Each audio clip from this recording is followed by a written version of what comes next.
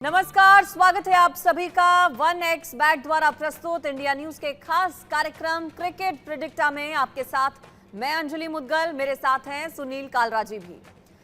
IPL 2024 में आज season का पहला डबल हेडर है, यानी कि आज 2 मैच खेले जा रहे हैं। आज का पहला मैच पंजाब किंग्स और दिल्ली कैपिटल्स के बीच इस वक्त मोहाली में खेला जा रहा है और इस मुकाबले में पंजाब ने टॉस जीतकर पहले गेंदबाजी का फैसला किया है। दिल्ली ने बल्लेबाजी करते हुए निर्धारित 20 ओवर में 9 विकेट के नुकसान पर 174 रन बनाए। दिल्ली की तरफ से शोएब होप ने 25 बॉल पर सबसे ज्यादा 33 रन बनाए हैं। इंपैक्ट प्लेयर अभिषेक की अगर बात करें तो 10 बॉल पर 32 रन की जबरदस्त पारी उन्होंने खेली। डेविड वार्नर ने 21 बॉल पर 21 रन की पारी खेली। कार एक्सीडेंट के बाद क्रिकेट में करीब 453 दिनों के बाद वापसी कर रहे कप्तान ऋषभ पंत ने 13 बॉल पर 18 रन का योगदान दिया है। पंजाब की ओर से हर्षल पटेल और अर्शदीप सिंह ने 2-2 विकेट झटके। और बात करें आज के दूसरे मुकाबले की तो नए सीजन से पहले कोलकाता नाइट राइडर्स ने मिचेल स्टार्क को बड़ी राशि में खरीदा है। वो 9 साल बाद आईपीएल में वापसी कर रहे हैं। बाएं हाथ के तेज गेंदबाज केकेआर के प्रशंसकों को लगभग 1 दशक के बाद खिताब जीतने की नई उम्मीद देंगे। गौतम गंभीर की वापसी से केकेआर में भी नई उम्मीदें जगेंगी, क्योंकि इन्हीं की कप्तानी में केकेआर ने ट्रॉफी जीती है। दूसरी तरफ सनराइजर्स हैदराबाद ने पैट कमिंस को नया कप्तान बनाया है। कमिंस आईपीएल ऑक्शन में 20 करोड़ के आसपास रुपए में उन्हें खरीदा गया है। वो अपनी पुरानी टीम के खिलाफ उतरेंगे। हैदराबाद के पास स्पिनर्स भी मौजूद हैं। साउथ अफ्रीका के धाकड़ बल्लेबाज क्लासन भी हैदराबाद के लिए रन बनाते हुए नजर आएंगे। स्पिन में वॉशिंगटन सुंदर अपना जलवा बिखेरते दिखाई दे सकते हैं। कोलकाता के ईडन गार्डन में आईपीएल के पहले चरण के दौरान 1 मैच खेला जाएगा। कोलकाता नाइट राइडर्स मौके का पूरा फायदा उठाना चाहेगी, जाहिर सी बात है। केकेआर घरेलू मैदान पर जीत के साथ शुरुआत करना पसंद करेगी। कोलकाता की पिच पर हाई स्कोरिंग मैच देखने को मिला है। तमाम आंकड़े हैं, फिगर्स और फैक्ट्स हैं, जिस पर कालराजी आगे मेरे साथ पूरी जो बातें हैं अपने दर्शकों के साथ साझा करेंगे। किसका पलड़ा किस तरह से भारी रहने वाला है, खास मेहमान और भी मेरे साथ जुड़ेंगे।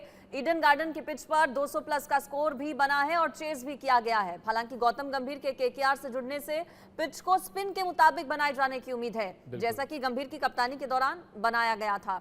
और चलिए अब शुरुआत करते हैं चर्चा की। मेरे साथ कालराजी तो हैं ही, इसके अलावा राजकुमार सर जुड़ गए हैं मेरे साथ, विराट कोहली के कोच हैं। अतुल वासुन सर भी हमारे साथ जुड़ गए हैं। आप दोनों का बहुत स्वागत है। कालराजी, आज 2 अलग अलग मैच, एक मैच फिलहाल चल रहा है और एक थोड़ी ही देर बाद शुरू होगा। लेकिन जो मैच फिलहाल चल रहा है उसकी इंटरेस्टिंग बात यह है कि नए ग्राउंड पर हो रहा है ये मैच। इस पिच के बारे में बताइए। देखिए, ये हिंदुस्तान के लिए बहुत गर्व की बात है कि आपके पास 36 वेन्यूज है जो इंटरनेशनल स्तर के हैं। आप देखिए, बड़ी टीम जैसे ऑस्ट्रेलिया, इंग्लैंड और साउथ अफ्रीका 6, 8, 10 या 12 आपके पास वो होते हैं, बट हिंदुस्तान में 36 वेन्यूज़ होना एक बहुत ही काबिल तारीफ चीज़ है। इनफैक्ट मेरा पहला सवाल तो खैर राजकुमार जी से होगा, जो उन्होंने मैच देखा है वहाँ पे। राजकुमार जी, वो पिच कैसी लग रही है आपको, क्योंकि ग्राउंड जो है काफ़ी बड़ा है। सुनील, एक शानदार विकेट है ये जहाँ पर, और बहुत ही शानदार एटमॉस्फेयर भी है। अगर आप देखें, आज जय शाह जी ने इसका इनॉग्रेशन किया इस ग्राउंड का, जो कि भारत का 36वां इंटरनेशनल ग्राउंड है। तो शानदार विकेट भी नजर आ रहा था और एटमॉस्फेयर बहुत अच्छा है, बहुत अच्छे से प्लान करके बनाया गया है। तो मैं इसके लिए मुबारकबाद देना चाहूंगा पंजाब क्रिकेट एसोसिएशन को और साथ साथ बीसीसीआई को, कि उन्होंने इतनी अच्छी प्लानिंग से इतना सुंदर ये स्टेडियम बनाया है, जहां पर विकेट भी बहुत शानदार नजर आ रहा था। बॉल अच्छा विकेट पर आ रहा था, ट्रेवल कर रहा था, और बल्लेबाजी करना भी मतलब आसान था वहां पर। तो साथ साथ बॉलर्स के लिए भी अच्छा बाउंस था। वेल, आपने इसके बारे में देखा, बट ऋषभ पंत आज जब पिच पे आए तो आप कैसा इनका एटमॉस्फेयर रहा है और उनको कैसा रिसेप्शन मिला है? क्योंकि एक बहुत ही बड़ा प्लेयर जब इतनी बड़ी इंजरी के बाद आता है तो काफ़ी एक इमोशनल मोमेंट होता है। आप भी काफ़ी इमोशनल रहे होंगे इस मोमेंट पे। डेफिनेटली, शायद एक ये भी बहुत बड़ा रीजन था मेरा स्टेडियम में जाने का, कि मैं चाहता था कि ऋषभ पंत को एंट्री करते हुए वापस देखूं। और 450 दिन के बाद और इतनी खतरनाक इंजरी के बाद आज जब वो ग्राउंड में उतरे सुनील, तो एटमॉस्फेयर ही अलग था। Everybody was cheering for him. सभी लोग उसके लिए बहुत प्रे किया था। और इतनी खतरनाक एक्सीडेंट से वो उभर कर आ रहे थे। जी। तो मुझे लगता है कि सबकी दुआएं उनके साथ थी जो वो वापसी कर पाए वो, और जब एंटर किए हैं ग्राउंड में बल्लेबाजी करने के लिए, तो पूरा का पूरा स्टेडियम खड़ा हुआ था अपने पैरों पर और उनके लिए चीयर कर रहा था।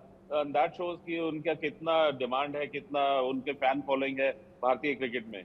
बिल्कुल, फैन फॉलोइंग जबरदस्त ऋषभ पंत की रही है। इसके अलावा गौतम गंभीर सर, दूसरे मैच की अगर बात करें जो कि थोड़ी देर में खेला जाएगा, उस पूरे मैच को लेकर क्या आपकी प्रेडिक्शंस कहती हैं? होम ग्राउंड चूंकि कोलकाता के लिए रहने वाला है तो कुछ एडवांटेज रहेगा, गौतम गंभीर की भी वापसी है, इस पर क्या कहेंगे?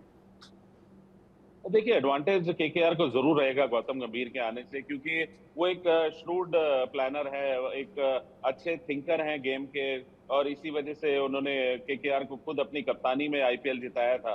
तो जरूर उनके आने से मनोबल तो काफी हाई होगा।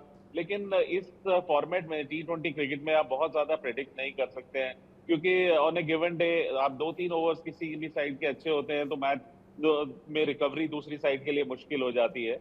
लेकिन हाँ, एक अच्छा मुकाबला होने की उम्मीद है। लेकिन आप एसआरएच को बिल्कुल भी हल्के में नहीं ले सकते, क्योंकि वो बहुत ही बैलेंस टीम है। तो एक मुझे पूरी आशा है कि एक अच्छा मुकाबला देखने को मिलेगा। अच्छा कालरा जी, आज का मैच इसलिए भी इंटरेस्टिंग रहेगा क्योंकि दो सबसे महंगे खिलाड़ी आज मैदान में होंगे जिन्हें सबसे ज्यादा मोटी रकम में खरीदा गया है, एक 25.5 करोड़ आसपास और 20 करोड़। वेल, एक बहुत ही इंटरेस्टिंग सा फैक्ट होता है कि इसके अंदर जो इकोनॉमिक्स ऑफ क्रिकेट है वो बड़ी एक दिलचस्प किस्सा है, इसको हम कभी ना समझ पाए। बट अतुल वासन से मैं ये सवाल उनकी तरफ डिफ्लेक्ट करके पूछूंगा। अतुल, आपके हिसाब से आप समझ ये इकोनॉमीज ऑफ स्केल और ये जो मोस्ट वैल्यूबल प्लेयर है, इसके बारे में आप बताइए। 20, 25, 30 करोड़ ये माजरा क्या है? परफॉर्मेंस के बाद होता है एमवीपी जो होते हैं, अमेरिकन टर्म है, वो होता है कि जब आप परफॉर्म कर चुके होते हैं, जो बिकता है वो वैल्यूबल नहीं होता। तो यही मैं कह रहा हूँ कि पहले अपनी जो you have to deliver the value, और बहुत कम हो सकता है कि जैसे कोई अकेला ही मैच जिता के ले जाए। 3-4 मैच अगर अपने बलबूते पे हारा हुआ जिताओगे तब मैं मानता हूँ कि आपने वैल्यू दी है। पर जब तक ये कि आपको इतने पैसे जबरदस्ती खर्चने हैं, ये तो मास्टर स्ट्रोक था ललित मोदी का कि जी उन्होंने अपना जो स्केल बढ़ा दिया ना कि अब आपको खर्चने हैं तो आप किसी पे फेंक दो, किसकी किस्मत है चल जाए। और बीच में तो बड़ा बढ़िया एक सिस्टम बन गया था कि आप कोई ऐसे प्लेयर को पैसे देके कैशबैक भी, सुना है मैंने ऐसा होता था, तो वो भी पॉलिसी बंद हो गई है।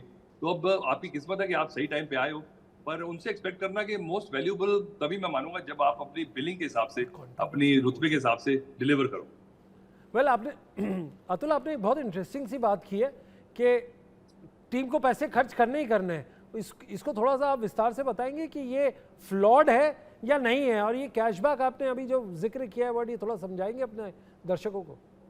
देखिए, आप मेरे को ना आप मेरे केस करवाओगे मेरे पे, पर मैं जेनेरिक बता रहा हूँ। मैंने कहते हैं कि वो पीछे जो है ना फाइन प्रिंट है कि read the condition, but I am just saying that क्या होता है कि इतनी चीजें बीच में चलती रहती हैं, परमिटेशंस जो लोग सिर्फ स्पेकुलेट करते हैं। पर ये जो स्ट्रोक था ना कि इतने पैसे आपने, I don't know the first time what was the first, but वो था कि this is the minimum spend on the players.